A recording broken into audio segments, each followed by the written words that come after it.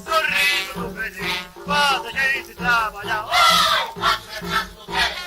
Volta no mesmo lugar, volta no mesmo lugar, volta no mesmo lugar, o sorriso feliz, faz a gente trabalhar, o sorriso feliz, faz a gente trabalhar. A campanha presidencial de Getúlio Vargas, em 1950, foi marcada por uma onda de dualidade. Se por um lado a oposição fazia de tudo para que ele não voltasse ao poder, recorrendo a medidas judiciais no Tribunal Superior Eleitoral, afirmando que Getúlio era um criminoso político, tendo atentado contra 2 constituições e feito diversas manobras políticas ilegais. Do outro lado, havia um apoio popular em massa, pedindo calorosamente o seu retorno como chefe da nação. O PTB, partido ao qual estava afiliado, lançou como slogan de sua campanha a frase "Ele vai voltar" e o jingle "Retrato do Velho", cantado em todo o período da campanha presidencial. Tornou-se uma das canções de campanha mais famosas de todos os tempos, tendo se tornado célebre na história moderna do país. Próximo às eleições, o futuro presidente, não tão novo assim, declarou: "Se for eleito a 3 de outubro, no ato da posse, o povo subirá comigo as escadas do catete e comigo ficará no seu governo." Em seu discurso de posse, Vargas já dava indícios da política nacionalista e protecionista com que viria a governar o Brasil pelos próximos 3 anos, sendo caracteristicamente marcado pela defesa e o apoio do trabalhador brasileiro. Eis-me outra vez aqui ao vosso lado para falar com a familiaridade amiga de outros tempos.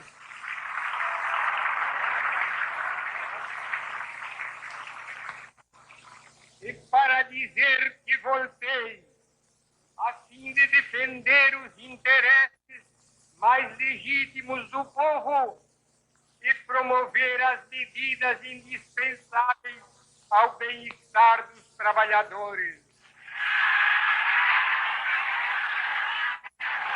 O retorno de Getúlio Vargas como presidente do Brasil em 1951, desta vez constitucionalmente, foi marcado por um período de políticas nacionalistas em todos os âmbitos sociais, como a economia e a educação. Para compreendermos como se deu a política nacionalista de Getúlio Vargas neste período, é necessário compreendermos antes o que significa o nacionalismo. O nacionalismo é uma tese ideológica que, em sentido estrito, é o sentimento de valorização, marcado pela aproximação e identificação com uma nação. Costuma-se diferenciar do patriotismo devido à sua definição mais estreita. O patriotismo é considerado mais uma manifestação de amor aos símbolos do Estado, como o hino, a bandeira, suas instituições ou representantes. Já o nacionalismo apresenta uma definição política, sobretudo, da preservação da nação enquanto entidade, por vezes na defesa de território delineado por fronteiras terrestres, mas, acima de tudo, nos campos linguísticos, culturais e etc., contra processos de destruição identitária ou transformação. Assim sendo, a política de Getúlio Vargas durante o período voltou-se sobretudo a práticas consideradas como nacionalistas. Destas, podemos destacar os avanços na educação, tendo como base de ação a ideia de que o país precisava se tornar mais educado, para que assim fosse mais exaltado no mundo. As medidas tomadas foram várias, como a obrigação dos governadores em investir ao menos 10% das rendas estaduais na educação básica. Os resultados foram enormes, como o crescimento de 50% das escolas primárias e de 150% dos alunos matriculados em escolas secundárias. Deve-se ressaltar que nenhum presidente, antes ou depois de Getúlio Vargas, obteve avanços e investiu tanto na educação e cultura nacional. No âmbito econômico, Getúlio focou suas atenções na criação de uma política protecionista, visando o crescimento da indústria brasileira e da economia nacional, em contrapartida às empresas privadas do exterior.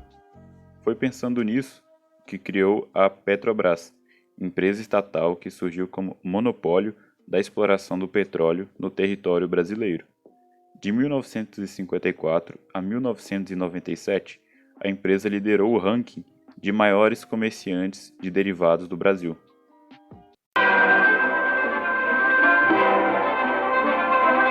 No dia 3 de outubro de 1953, o presidente Vargas sancionou a Lei 2004, criando o monopólio estatal do petróleo e a Petrobras. Quando a Petrobras foi criada, o Brasil produzia apenas 2.700 barris de petróleo por dia em poucos campos comerciais na região do Recôncavo Baiano. E o nosso parque de refino atendia a uma pequena fração do consumo nacional de derivados de petróleo, suprido quase totalmente por produtos importados.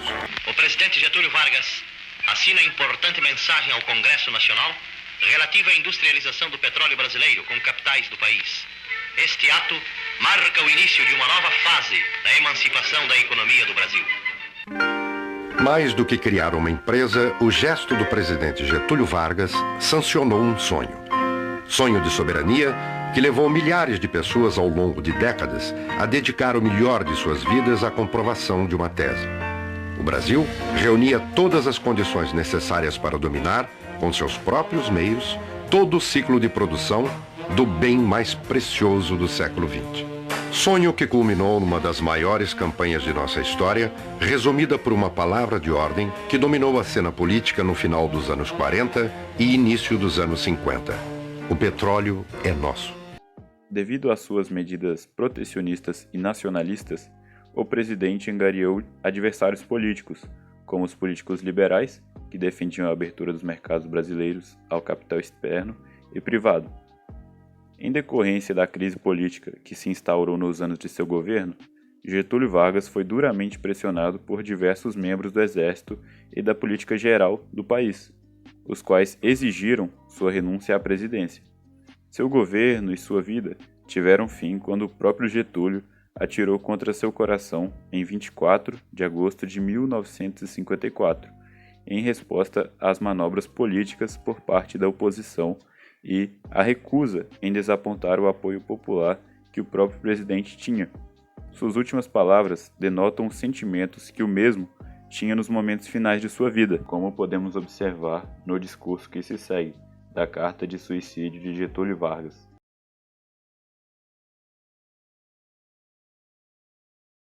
Mais uma vez, as forças e os interesses contra o povo coordenaram-se e novamente se desencadeiam sobre mim. Não me acusam, insultam, não me combatem, caluniam e não me dão direito de defesa. Precisam sufocar a minha voz e impedir a minha ação para que eu não continue a defender, como sempre defendi, o povo e principalmente os humildes. Sigo o destino que me é imposto. Depois de decênios de domínio e expoliação dos grupos econômicos e financeiros internacionais, fiz-me chefe de uma revolução e venci. Iniciei o trabalho de libertação e instaurei o regime de liberdade social. Tive de renunciar.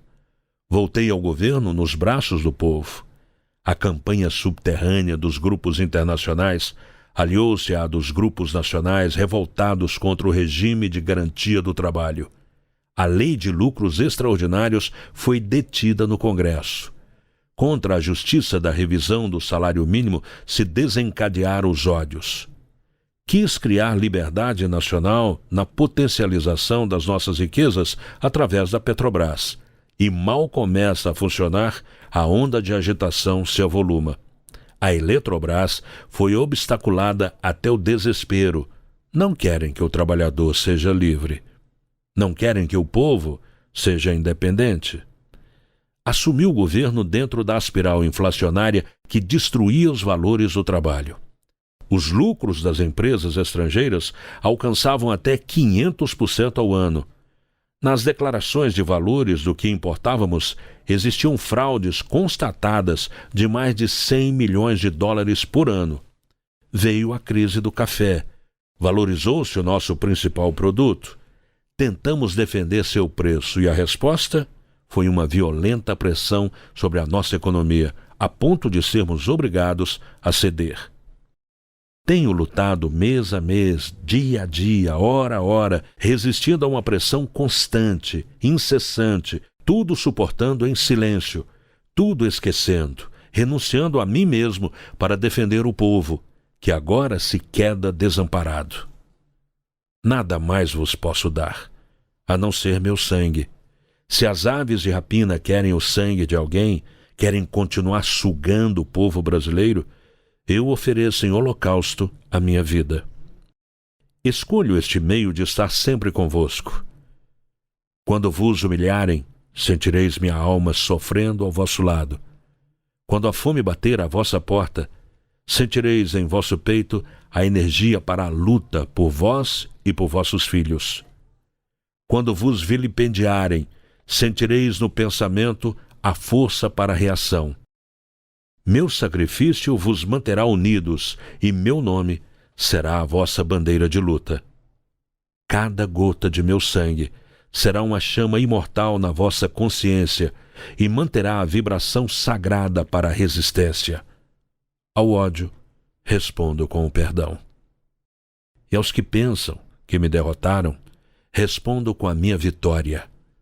Era escravo do povo, e hoje me liberto para a vida eterna, mas esse povo de quem fui escravo não mais será escravo de ninguém. Meu sacrifício ficará para sempre em sua alma, e meu sangue será o preço do seu resgate. Lutei contra a expoliação do Brasil, lutei contra a expoliação do povo, tenho lutado de peito aberto. O ódio, as infâmias, a calúnia não abateram meu ânimo. Eu vos dei a minha vida. Agora vos ofereço a minha morte. Nada receio. Serenamente dou o primeiro passo no caminho da eternidade e saio da vida para entrar na história.